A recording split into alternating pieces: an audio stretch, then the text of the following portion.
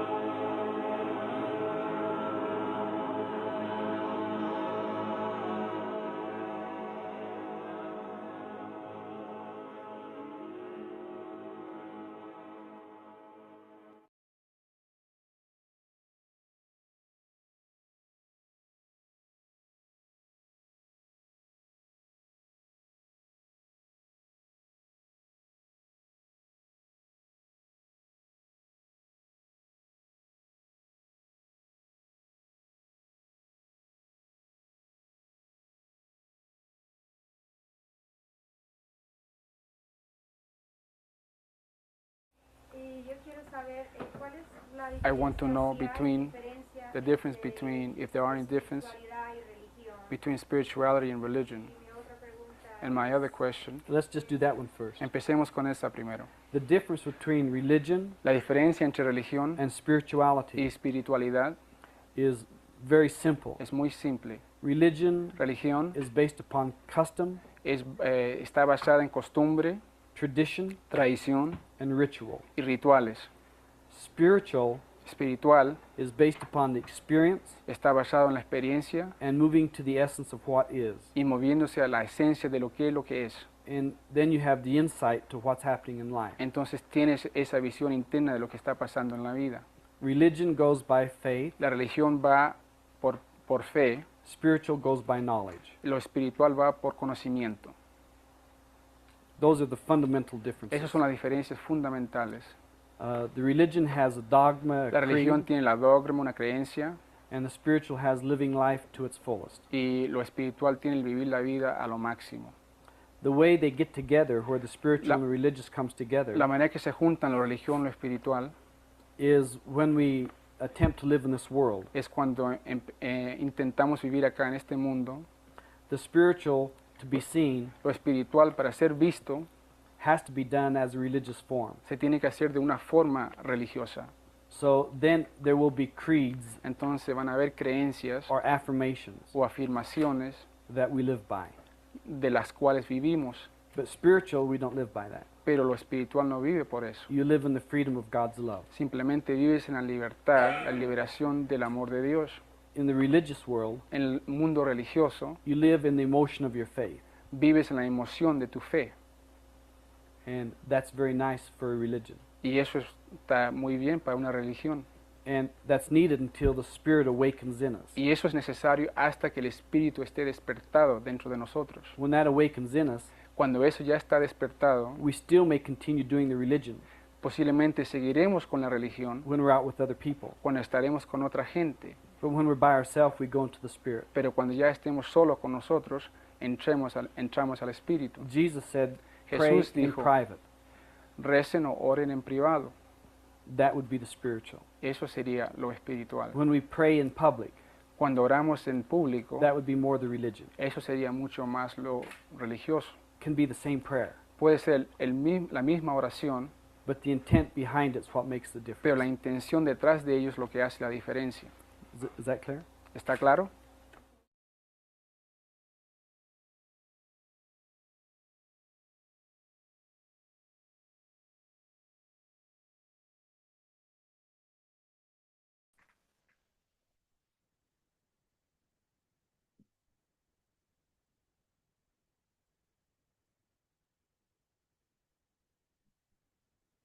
This is a very beautiful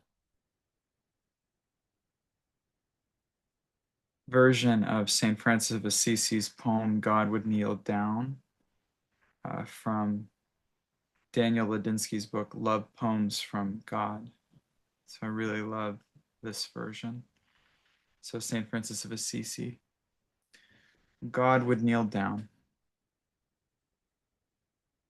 I think God might be a little prejudiced, for once he asked me to join him on a walk through this world.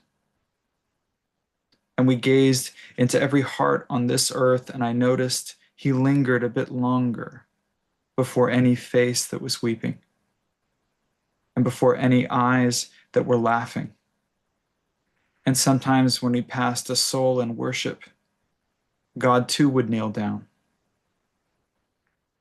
I have come to learn God adores his creation.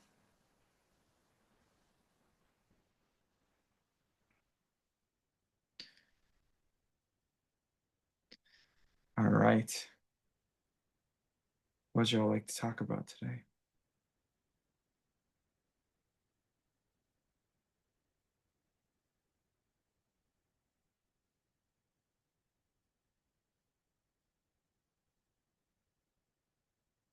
Oh, hey, Lauren.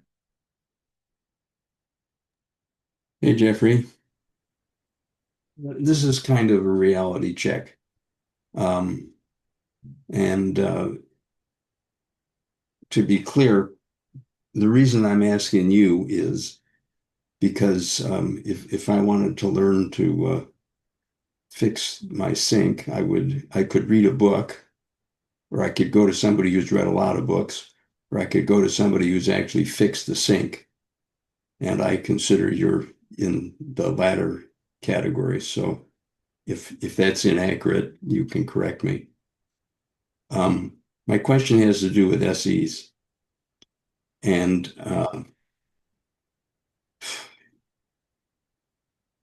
my understanding is that we have, well, I mean, I guess the way of describing it is we have bodies on different levels. Obviously physical, astrocausal, mental, and etheric, and soul. And during SEs, the intention is to move our consciousness to these other bodies, and preferably to the highest that we're capable of reaching. Am I accurate so far? Just keep going. Keep saying what you're saying. Yeah. Okay. I mean, this all came up for me during SEs this morning.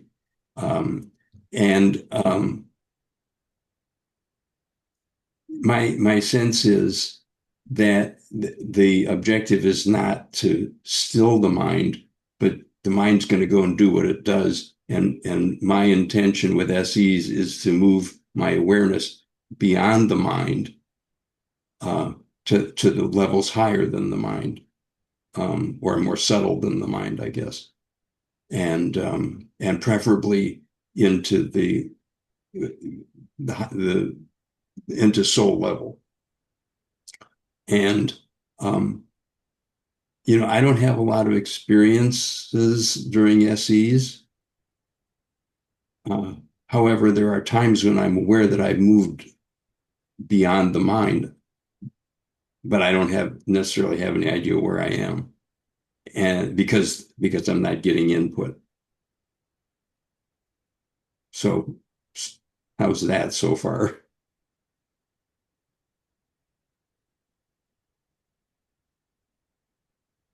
Yeah, I think it's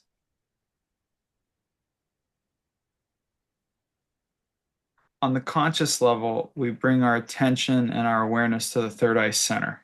Mhm. We bring the attention and awareness on the conscious level, and it functions like a door, and Mhm. they call it the 10th door. And once we connect into the sound current, there's a simultaneity that we have different experiential opportunity on each level with the sound current to hear it differently or to experience it differently. But there's a sense of a oneness with it, that somehow the sound current that we hear on this level is no different than the sound current that's present in the heart of God, that it's part of the same expression. In SEs, my experience is we move our attention and awareness to the third eye center, but something else will take over. And then through the mystical traveler consciousness, our point of reference shifts. I've talked about it almost like as it's not separate from. I think that when we're talking about it now, you're going to use metaphors that imply there's a distance there. But really, it would be like concentration of salt in the same ocean if salt was attention. And Mhm. so you have a higher concentration right now on the physical level, and we're interacting through that. But there's no disconnect. There's no difference between the rest of the ocean. It's just from what vantage point and what reference point we happen to have concentrated our attention. To a large extent, um, holding initiation or anchoring initiation, from my experience, is just awareness and acceptance. So it's activating or reactivating or placing attention into an awareness to reawaken it on a specific frequency or plane of God's creation, and then being able to receive of and hold and sustain the sound. It would be like in a choir, if you could sing a note and hold the note in harmony with the rest of the choir. So it's the ability to sustain, almost like, can you handle the resonant frequency of it? Um, when we do spiritual exercises, what will often happen is the mystical traveler consciousness in that metaphor will assist us in sustaining or experiencing the vibratory frequency. Now, I'm saying vibratory frequency because I don't really know of a better word, but vibration requires space and time as well. So it's kind of a funny, whatever that is, the sense of it. And it will assist us in sustaining it and holding it so we can have an experiential reference point until such time as we're ready to actually hold that within our own soulic construct. So for me, spiritual exercises serves a combination of those functions. And I don't know if I would say there is a goal of spiritual exercises because there's a lot of benefits. I would say there's an overarching goal that could be Yeah, I think it comes down to the prime directive, right? That's the overarching goal of all of this, including spiritual exercises, and spiritual exercises is just a more efficient way of having that experience. But ultimately, it's like remembering that you are soul and that you are God, and then returning to the soul realm and into the heart of God. And we say returning to the soul realm, in a sense, you've never left because there's no difference between, there's, in the universal sense, no separation between the God that is you in the soul and the God that is all of it. It's just from this vantage point or within the construct of creation, you wouldn't say that it's like we're God, but we're not the God or the absoluteness of God because we're as an individuated expression or extrusion of that into this plane, we're given the opportunity to experience as a limited perspective. But um, it's not to in any way imply a disconnect from the rest of it, that there's no limit or barrier between all of God's creation except that which is constructed and simulated for the purpose of experience. Mhm. Okay. I don't know if that helped at all. No, no, I mean, it helped a lot. Uh,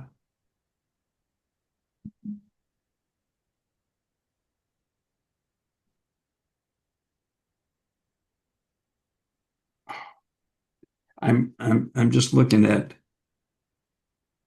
some days I feel like I get to different places, and some days I just feel like I'm stuck in my mind. Um, But I think you answered the question for that one.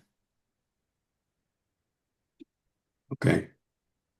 The goal is not necessarily to make your mind stop or fix your Right. mind.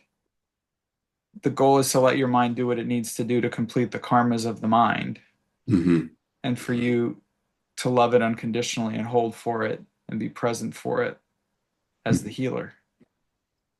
Yeah, but when I'm doing spiritual exercises, I mean, I spend a lot of time in my mind. And so during SEs, I'd And rather do something else. and at the same time, I think the trap that we all fall into is look who thinks they know what spiritual exercises is. I definitely buy that. I'm more of the opinion like, can we make our entire life a spiritual exercise? Yeah, And I read poetry like Kabir, where he says, let every breath of your body be a turn of the mala. right. And the mala are like different prayer beats and things were always symbolic of somebody who is actually on a spiritual path. But he's saying you don't need any of that. Every breath that you take is a sacred act. Every breath that you take is a prayer. Every breath that you take is a mantra. Yeah. So I think it's a much more powerful affirmation instead of saying, I have a monkey mind when I try to do spiritual exercises, to say, my life is a spiritual exercise, and I love having the opportunity to quiet myself so that I can fully enjoy it. I buy that. Thanks a lot, Jeffrey. All right, God bless you. Appreciate it.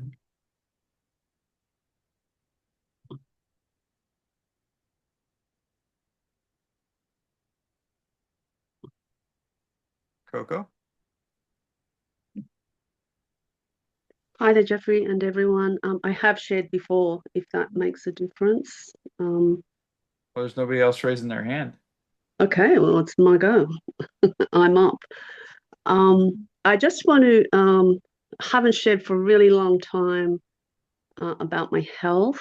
And I was really liking what you were saying about every breath being however, I can't remember how you said it, but whatever you said, better that I don't say it anyway.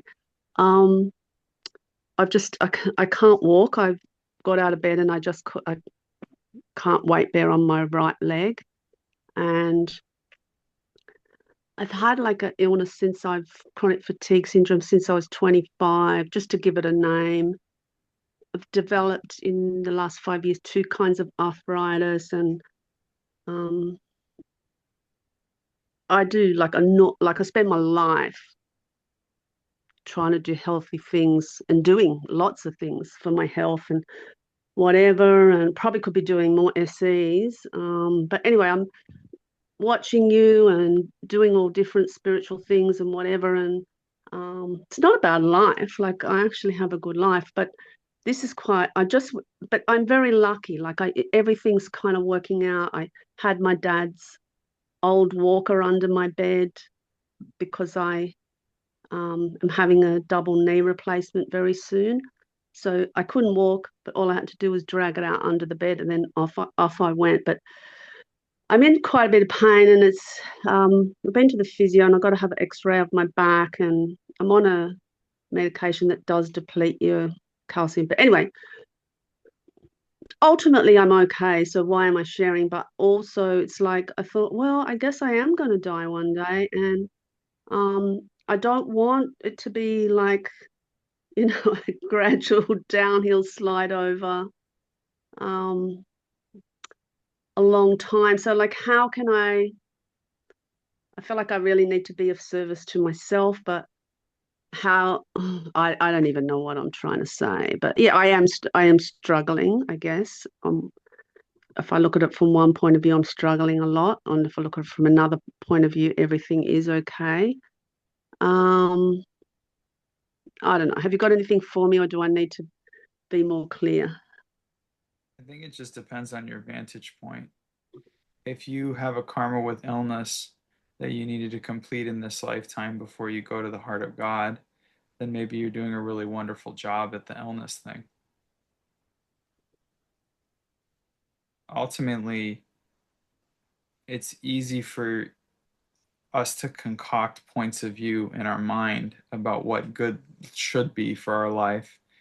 And relatively speaking, there's always somebody who's having a more difficult time and a better time in our mind. Mhm.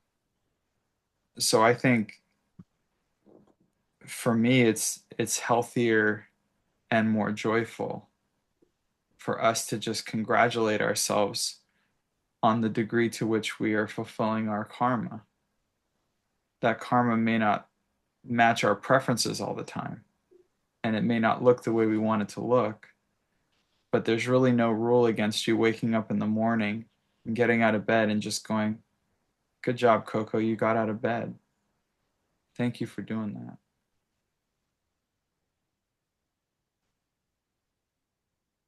It's it's the strangest thing. Ordinariness is the prior condition to God. I was raised hearing that. Ordinariness is the prior condition to God. I never really understood that. I thought it was something like normativity, like being like everyone else is the prior condition to God or something. Like normalcy is the prior condition to God. But then I started really connecting into what it means for me. And what I came to was something like there is a place that we find in the spiritual consciousness where everything is equally sacred and beautiful. It's like I remember somebody telling me a story about going to a South American gem fair, gem market or something, and it's like there's so many beautiful gems that you're kind of desensitized. Like they all just look like stones by the end of it because they're just all so beautiful.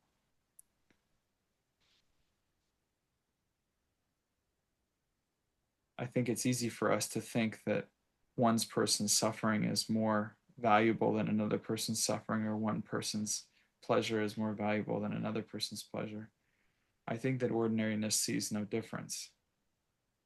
Ordinariness just says everybody's doing the best they can with what they know, and they're working with the karma that they have. And if your karma is to get out of bed every day and just worry about how you're going to take care of your body, then that's great. You're doing an amazing job.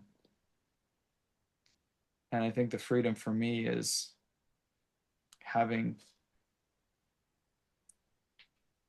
the really romantic image and the really unappealing image occupy the same space inside of me and have an equanimity between them. And I think that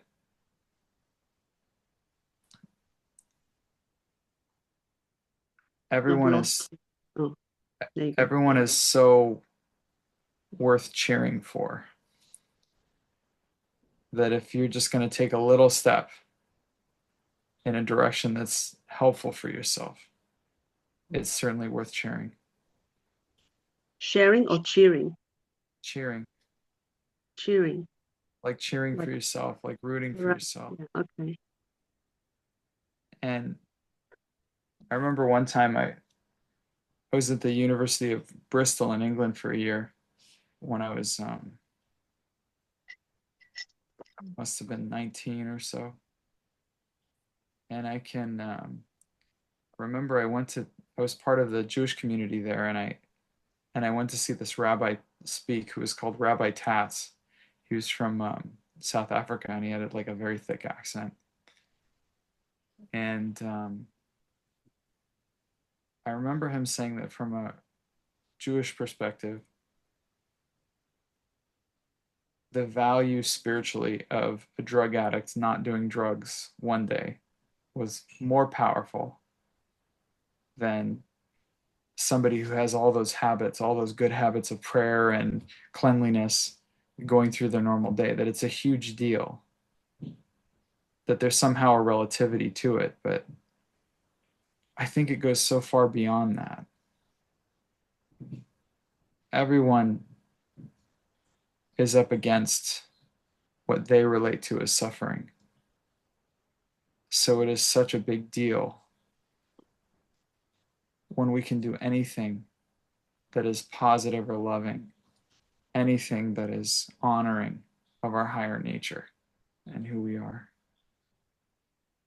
So I think you taking care of yourself is a beautiful service that you do for the whole world. Well, And I think that's that, like my ego wants to be doing it for the whole world. Like I want to be more important than just staying at home looking after myself. Like I want to think that I have a higher purpose. And I know that I'm just as important as anybody else as far as being of service and taking care of myself. But I'd like to think I'm clearing the karma for something, something bigger than just me. But I'm just saying it because it's in my head. I'm yeah, and, embarrassed to and I think say it, but it's totally okay for you to win in your fantasy. I mean, it's it's totally okay for you to say, I'm getting out of bed and taking my pills on behalf of all of humanity. That's really okay. You can win in your fantasy. Inside of me, there's no difference. What I answer to is something else. It's like what you're talking about, that whole question of importance and value and all of that, it becomes kind of irrelevant. If we can get to a place of peace in the consciousness, if we can get to a place where there's a kind of serenity and equanimity in the consciousness, the only relevant question becomes, Lord, what would you have me do? And you start to follow that, and you don't really ask questions about what's in it for me, and but is that an important enough job, and what will people think of me? You just don't go there. You kind of just go, what am I called to do right now? yeah, And if you're me, it's not always the thing that you prefer to do right now, but you do it anyway because I love God more than I love my comfort most of the time. So you just go do that. yeah. Why not? I mean, why not think to yourself when you're taking a pill or you're taking a supplement or you're preparing your milkshake or your shake with all your nutrients or you're That's cooking exactly what I whatever. do. Now, when you're doing that, why not just say, I'm doing this out of love for the whole universe? Or this one's for you, God. It doesn't really matter. Every everything that we do we do for all of us. And everything that we heal for all of us. There's no separation. I'm really grateful that you're doing your karma so that I don't have to do your karma. I can just go ahead and do my karma. And thank God we have each other to handle our karmas, because if not, who would do that? Mm.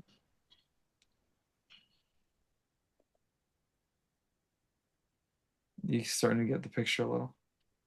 Oh yeah, I got it. I got it. But it's just nice.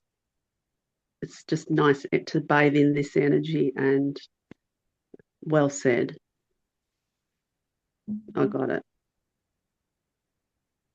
Thank you. My pleasure. God bless you. God bless you. Okay, Deanna. Hi, hi, Jeffrey. My Hi. name's Deanna, and I have a simple question, but I find it's better to review things. And my question is, what is clearing? Can you explain that to me? And how can I do it for myself?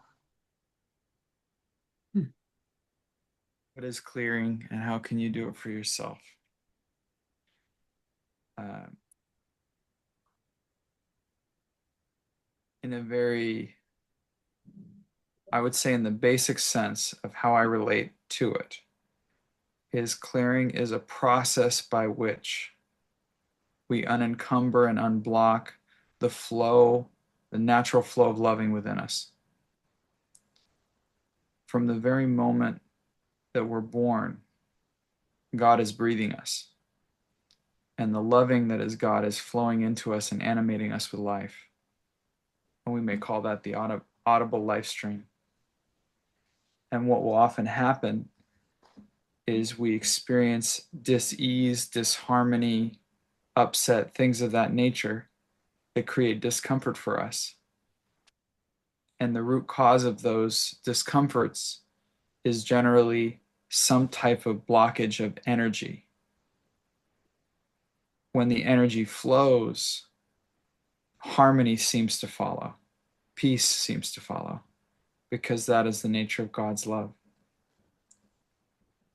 And that is actually our true nature when we do not encumber its natural expression.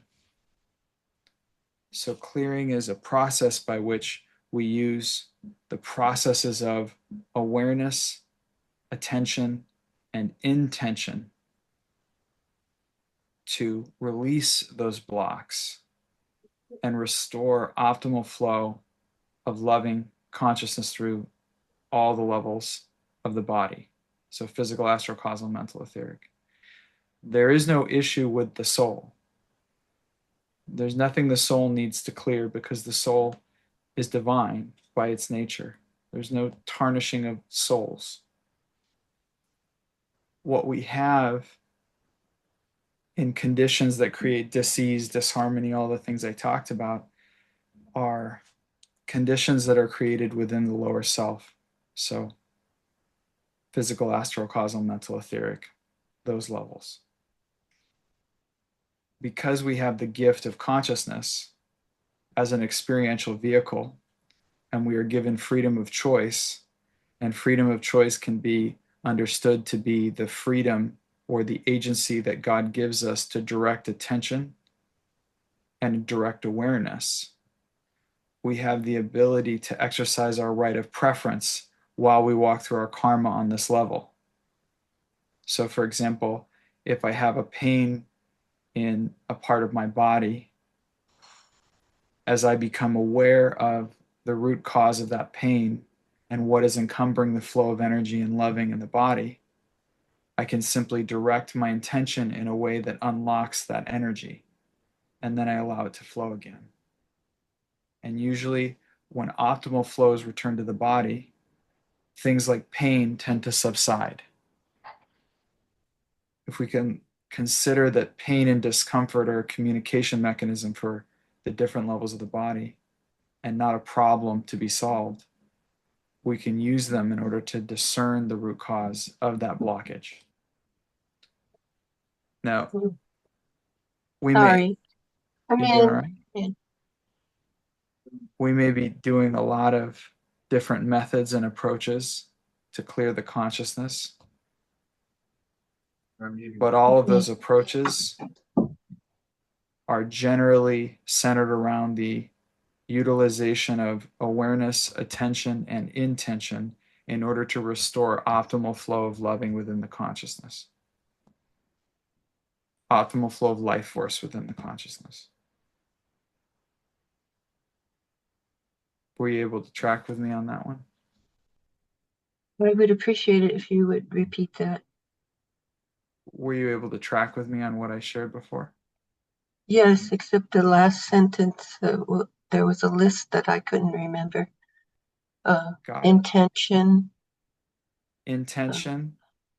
No, so what I said is awareness, attention, and intention. So intention would be like if I consciously forgive, if I consciously make a statement of forgiveness, or I consciously direct the light into a part of my body that is hurting. That is the exercise of attention. I'm aware, and awareness. I'm aware of the pain in my body. And intention, I consciously direct the energy of God's loving into that place that is hurting. And if you look at a lot of the methods of clearing, whether you use pendulums or anything else, it is an expression of an intention. Now, the healing in my experience, that's why I said optimal flow. Through the process of intention, spirit extends into the consciousness and will help to adjust the condition that is creating the blockage. So the blockage might be a trapped emotion, it might be a belief that you hold, it might be a judgment that you hold. In my experience, all authentic clearing comes from spirit. So if somebody says, I cleared you, they may be selling something, or it could just be semantics. Spirit does the clearing in my experience.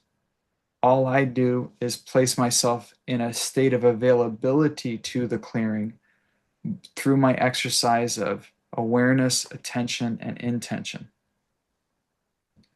The reason why people will often be stuck with a condition for a long time inside of their consciousness or emotions is usually because they lack one of those three. So awareness is usually the one that gets people. A lot of people will come to me and they will say, I know what I have to clear, I have this, and I'm really upset, right? Oh, I know what I have to clear, I have to do this, and they're really upset. Now, what will often happen is when we work together, I'll go, that's not what I'm getting. And they'll be like, well, but I've gone to years of therapy on that topic and I've spent all this money and this is what I have. I know this is what I have because, and then they'll tell me the whole story about how when they were a kid, this thing happened to them. I'll be like, that's great. And maybe I'm wasting your time, but that's not what I'm seeing. And so me being true to myself, I'll tell them. And then oftentimes what will happen is they will then become aware of, oh, this other thing. And they'll know that it's right because the energy already starts to move just by their exercise of awareness. And they go, oh, wow, it's really this. Then when they go, oh, so all I have to do is release that and say, I don't want that anymore. And it's like, yeah, just say you don't want that anymore. Then they say, I don't want that anymore. That's intention. Right. And then the energy flows in and washes it away. And they go, wow, I spent a whole lot of money on therapy. No, they say, wow, that was easy, because it often is if we know the information. So oftentimes for me, and this includes prayer, I would actually lump prayer in a similar category as clearing. I don't know that prayer necessarily changes the world because the world has its own karma. But I've noticed that the prayer will place us in a state of availability for Spirit to act through us and in us. I think a lot of people relate to prayer as some kind of magic words like abracadabra, and that's white magic. So that's why I say when people talk about they cleared it, they do it, if it's acting from the ego and the lower self to will it into existence, then it is a karmic action. And I would call that like white magic. There's nothing wrong or right about that. There's nothing wrong about that. It's just a karmic action. At the same time, I've also seen actions that can be categorized as white magic in that they are trying to manipulate the flow of energy on the planet. But I've seen that action be directed by spirit. And I've seen the spirit ride on that action because the spiritual light will ride on the magnetic light. So it's not to condemn all of that, but it's more about how we hold our intention in relation to clearing. And it's always, for me, that's why I say for the highest good of all concerned, that is me owning the fact that I don't see the larger picture here. And that really all of this is through spirit. All of this is thy will be done. Because I'm not interested in having my agenda run. I'm interested in having God's agenda run. So to a large extent, I think it's important to recognize that clearing the consciousness is more about our right of preference and how we walk through our karmas. It's not necessarily a spiritual action in the sense of like, well, you can create a lot of trouble with it, and that can get in the way of spiritual action. But the spiritual action is connecting to the sound current and working with a mystical traveler consciousness and going up through the levels and having those experiences. That's spiritual. When I talk about clearing a judgment or releasing something, I'm making it easier on myself to go in and do that. Because the thing is, when we hold the judgments and have the negativity, we close our eyes to do the spiritual exercises. And what do we have? We have loud judgments and condemnations and memories and all that stuff running in our head when we could be enjoying the sound current. So to me, I would put clearing more in the category of people are to have joy and have it more abundantly, like it was written in the Bible. While we're down here, let's just do this thing called spiritual ecology and keep things real clean so the spirit can run in and through us and out into the world, assisting other people, and that we can easily move upward, inward and upward without anything in the way. So it's like whatever's within my ability to do, I will do. But I'm very, very aware of the limitations of that because ultimately the most important thing for me is to allow the spirit to do its will in me.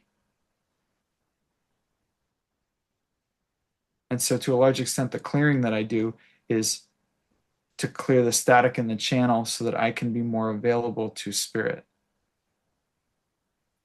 I'm not one of those people, and I know that other people like this exist, but like I'm not one of those people who's like, oh, I'm going to use clearing to win friends and influence people. To me, clearing is very much the same as brushing my teeth. It's like the thing that I do for hygiene because it makes my life easier to brush my teeth because having cavities isn't fun and I don't really have time to go to the dentist all the time. So I brush my teeth. You get what I'm saying? So it's not, if you romanticize it, that becomes an opening to negativity. But if you just look at it as this is yet another way God has given me to take care of myself, thank you, God. And you don't have a romanticism around it, then it becomes really clear, really simple.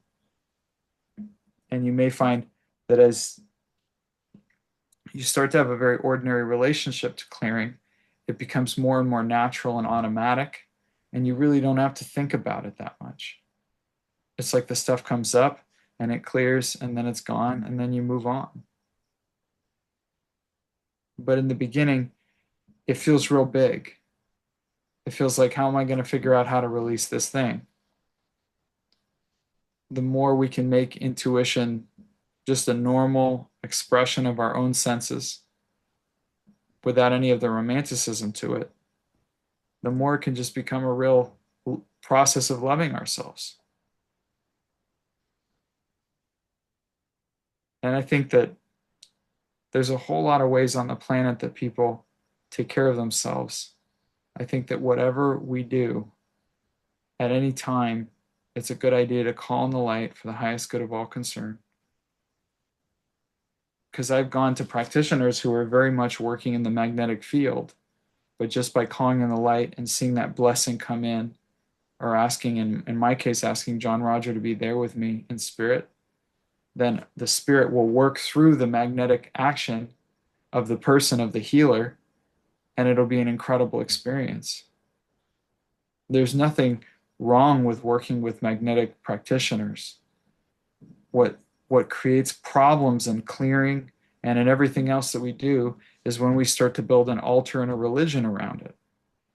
Religion is a real problem for people.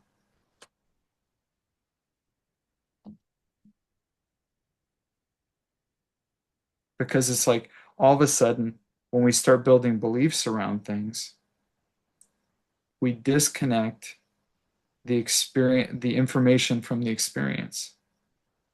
It's like we're no longer checking things out constantly.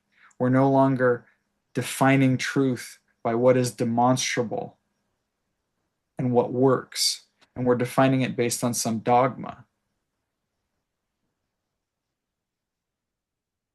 But if we can just say, I'm going to use all the beautiful gifts and capabilities that God's given me and my karma's given me for the highest good of all concerned, that's just good ecology. It's just good common sense ways of taking care of ourselves.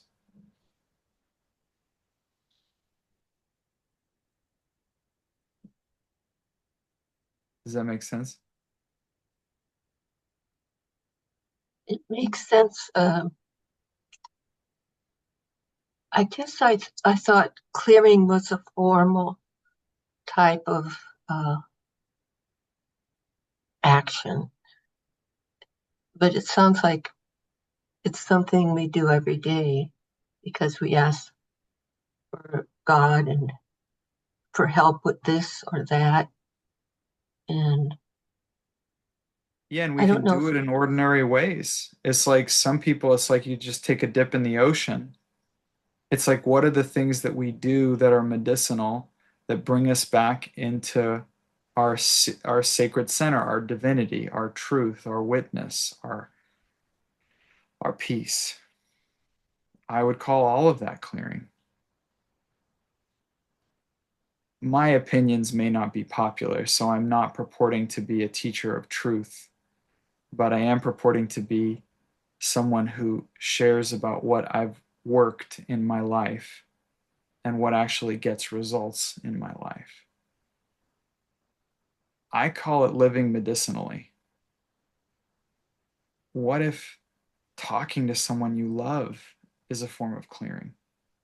You ever just talk to a friend and you felt like crap, and then you talk to them and then all of a sudden the world just looks brighter? yes, That's clearing and to me. that's clearing. What if you don't feel Well, I good? was going to say the fine print on that is maybe you feel better because they feel worse, but they took a bunch of stuff off you. But no, I mean, I don't, and maybe it's just I'm an irreverent kind of person. Like I don't believe too much in formality.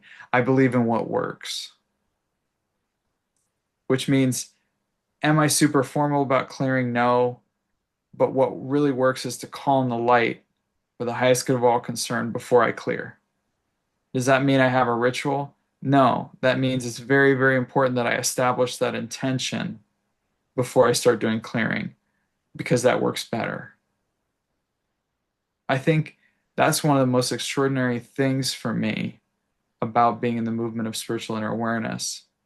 We're one of the few organizations that really it's not the rules. We kind of specialize in what works. It's like when people say, wait, how come drugs are not okay in the movement of spiritual inner awareness? Like, we don't have a judgment about it. It just doesn't work. It doesn't work with what we do. And I think the same thing is true with clearing. A lot of what you may see as formality may just simply be things that work. But I agree, there's a lot of people who learn processes and they start worshiping the process over the result. Now, because of my sensitivity, I'm more in it for the energy moving, so I'll just go anywhere. It's like if just repeating the word hot dog over and over would get me the result, I would go ahead and do that. Right? Right. Well, we're in California, so kosher vegan hot dog. But nonetheless, if you could just, we do what works. So I think that all of us could just take an opportunity not to take ourselves so seriously. Laughter is an incredible way to heal, an incredible way to clear. Sometimes I think we just jiggle so much, the negativity pops off because it can't stay holding on, you know? Yeah.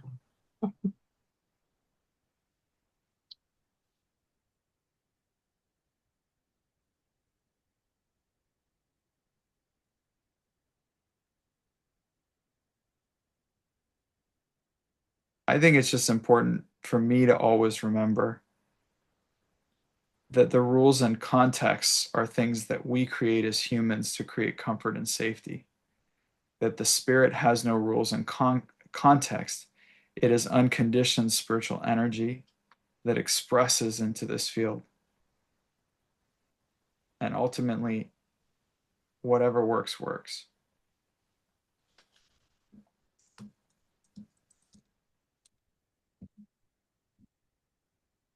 Okay. Well, I don't have to set up an altar. I don't have to recite particular words.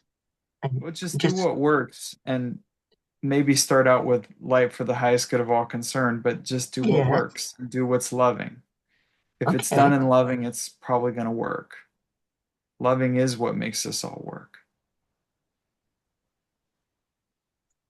Yes. Thank you. All right. God bless you, Deanna. Okay. Noreen. Thank you. Um, I know we just have a little bit of time. I am just calling myself forward into the loving. I love being here with this group. And today or tonight, I am finishing my doctoral dissertation on the Freedom to Choose project.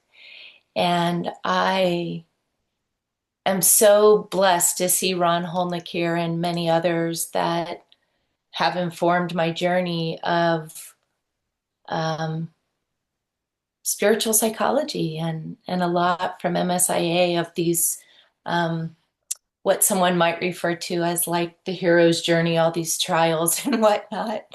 And I'm a little tired coming into the night, but tonight I'm writing an afterword, which is not always in a dissertation, but it's researchers' retrospective reflections. And so I wanted to raise my hand just to ask for blessings and to call myself forward into the light that always surrounds and to just um, honor each of you, but also honor myself and this process of it's been 9 years. I'm way over the time limit, but I had a dream during the pandemic that just compelled me to change my topic to freedom to choose, which of course is rooted in spiritual psychology, which of course is rooted in MSIA. And I just feel like this process has continued to dream through me, including JR in this video. I don't remember if it was shared here, but about the awakened heart and just understanding how I transformed through this process so far. I say so far because if there's anything that you'd like to say, I know we're out of time, but I just want to acknowledge the importance of this moment and the gratitude I feel for being in the loving and knowing the choices I have and honoring my intention to enjoy this rite of passage as much as I can. And so I just would like to maybe open there for anything that might come forward for you, Jeffrey, or anybody, I don't know. It's kind of exciting. Well, thank you for sharing that and calling yourself forward into the light. Congratulations on this milestone. Thank you. Well, I still have tonight. I still have to write that one section, but it's, I was doing it and then I remembered about the call. And I was like, oh, I, I logged on a little late, but um, is there anything that you're getting, Jeffrey, that might support me or could be cleared? Or I hear you saying you do Yeah. that like brushing your teeth, but I just want to open. Yeah, I think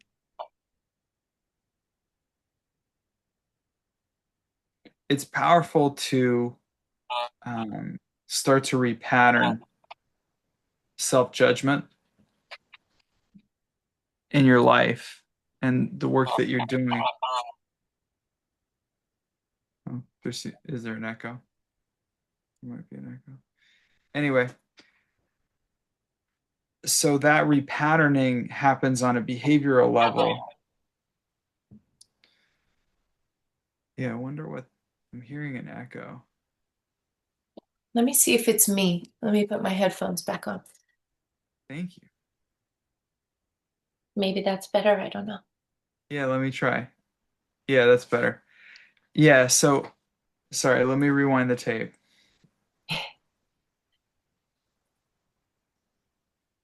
We don't have a ton of time, so I'm going to be super direct. Um, I saw a pattern with you of profound self-judgment that you work through on a behavioral and conscious level, but there's still a subconscious mechanism of self-judgment and self-condemnation that comes through structurally and is still hidden within the nervous system. In order to clear that and release that, you may need to do more of a somatic approach or something more incorporating the body. But it's almost like you have to learn how to move as one who accepts fully herself versus simply just the conversational, like we say the forgiveness techniques. We do it's like you've improved the narrative of your life and you've improved the story that you use to describe your life, but there's still structural evidence of patterning you had when you were young around self-judgment, self-condemnation, and having like a higher standard for yourself, and that would have um, blocked action in the past. So it's like one of those, don't let great be the enemy of good. You kind of just jump off the high dive. Anyway, sorry. So that was what I saw, um, Okay. to look at the structural dimension of judgment in how you perceive. Right now, you take in the information and then you have really good skills for working it in a positive way and working it into a positive narrative in your life.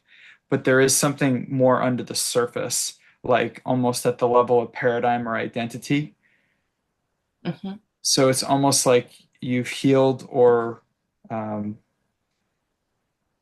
you've healed or worked with the one who judges, but there's an opportunity to just not be that one anymore. Like you take off that costume and you're not that person anymore. And it's like in a sense you have all the wonderful memories and all the cool things that you've done to overcome things in your past. But are you willing to be born today with none of that, where you just don't have any of those patterns because none of that ever happened because you were always just being loved by God through all of it?